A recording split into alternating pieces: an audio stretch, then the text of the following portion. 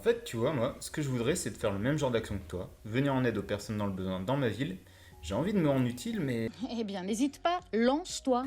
je veux bien, mais je sais pas trop comment m'y prendre, c'est sûrement un peu différent en France. En fait, c'est plutôt simple, hein. Tu verras, côté belge ou français, peu importe, finalement, ce qui est important pour une association, c'est surtout de mener à bien ses actions. Ah, d'accord, hein, mais comment je fais concrètement? J'ai peur de ne pas trop savoir par quoi commencer.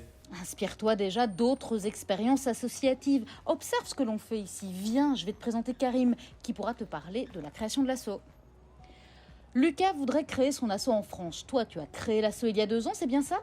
Oui, c'est ça. Je me suis fait accompagner par la Maison pour Association pour concrétiser mon rêve avec un ami.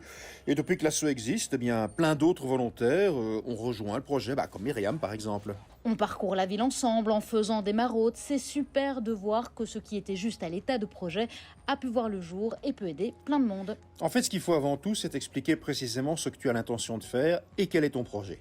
Oui, tu devras dire pourquoi tu souhaites monter ton asso et tu seras aidé pour établir un plan d'action et voir ce dont tu as besoin.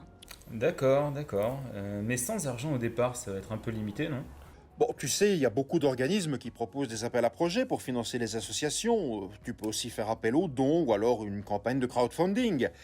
Ah, je savais pas tout ça, c'est plutôt rassurant. Bon alors, comment je me lance? Les organismes sont là pour t'aider, en Belgique comme en France, les maisons pour associations par exemple.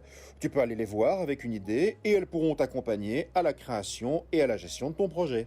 Oui, et tu pourras être informé plus en détail sur la gestion associative, même suivre des formations si tu veux. Et tu y trouveras de nombreuses ressources pour te conseiller, te mettre en lien aussi avec d'autres assos si besoin.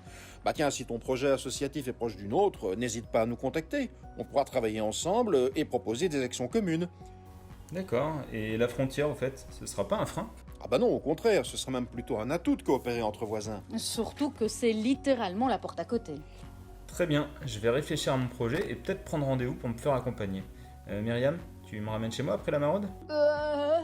Bah, tu viens de dire que c'était la porte à côté.